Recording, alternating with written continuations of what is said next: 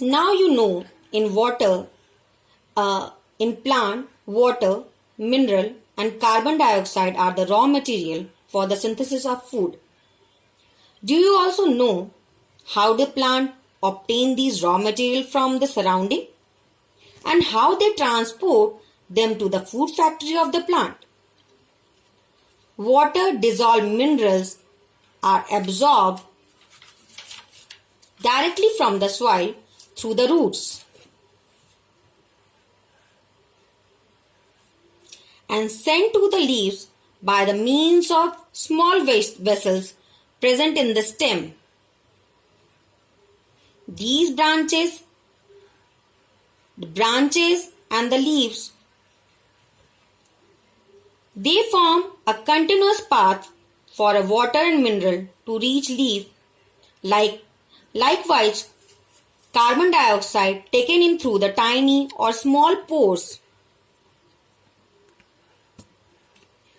present on the both sides of the leaves. Such pores are called stomata.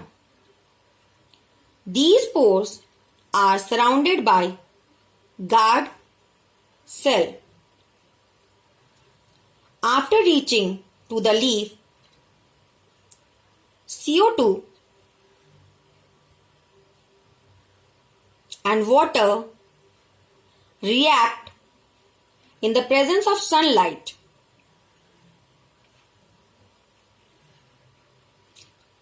to form carbohydrate,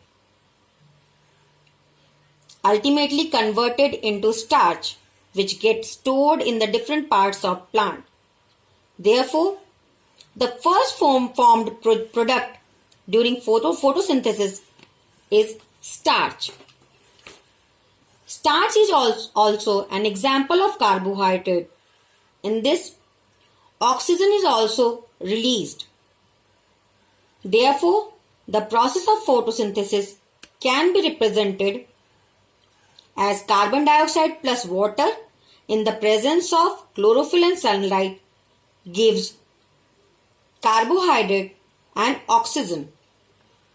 Now the question is that what is the significance of photosynthesis? Photosynthesis is an important and vital process for life on this planet. This process helps in the conversion of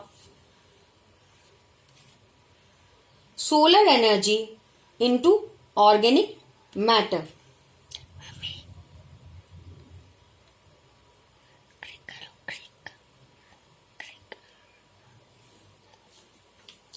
Hence, photosynthesis links the physical and the biological world.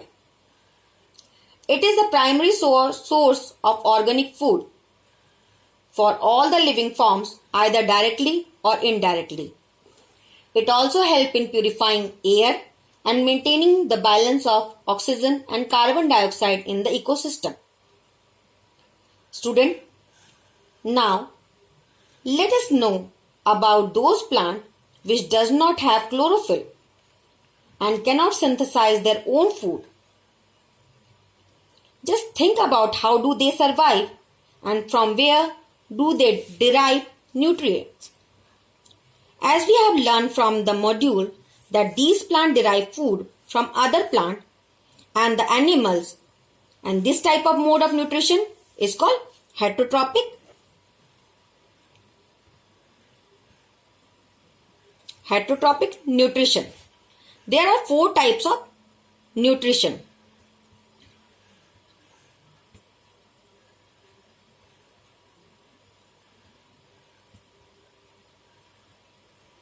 Parasitic plant, saprophytic plant, symbiotic plant, insectivorous plant. Let's learn them one by one in detail. Parasitic plant.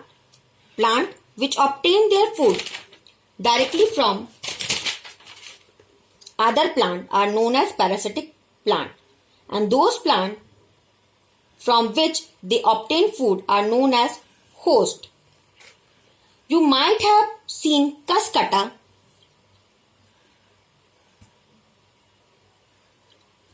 which is example of parasitic plant.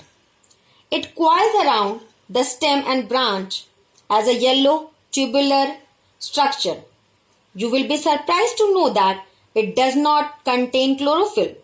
So it takes ready-made food from the plant on which it is climbing.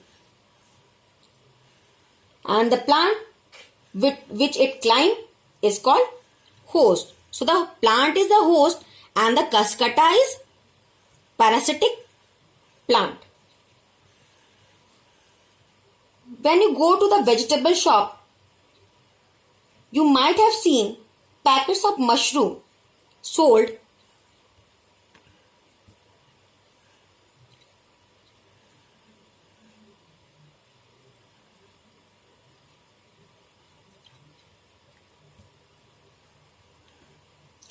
In it, beside that, sometimes you have seen a fluffy umbrella-like patches growing on the rooting wood during rainy season.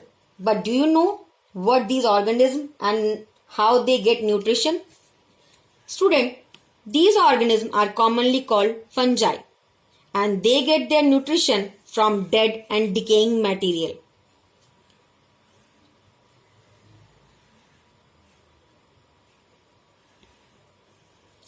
They secrete digestive juice and convert into a solution. This type of organism take in nutrient in solution from dead and decaying matter is called saprophytic nutrition. An organism which use this kind of nutrition are called saprophyte. Now the next is symbiotic relation. Symbiotic is the relationship of two dissimilar organisms in which both are living together and share shelters, nutrition to each other. Example is lichen. You have seen lichen manywhere. Plant also require lots of nitrogen to make protein, so they absorb nitrogen continuously from the soil, due to which the amount of nitrogen become low. As you all know, there is 78% of nitrogen present in our atmosphere, but plant cannot use in the manner directly as they require nitrogen in the soluble form. The bacterium called Rhizobium can take atmosphere nitrogen and convert it into a soluble form. These bacterium lives in the root of gram peas and other legumes and provide them with nitrogen. In return, plant provide food and shelter to the bacteria. So that Rhizobium shows a symbiotic relationship. So I think this is all about this chapter. Thank you all.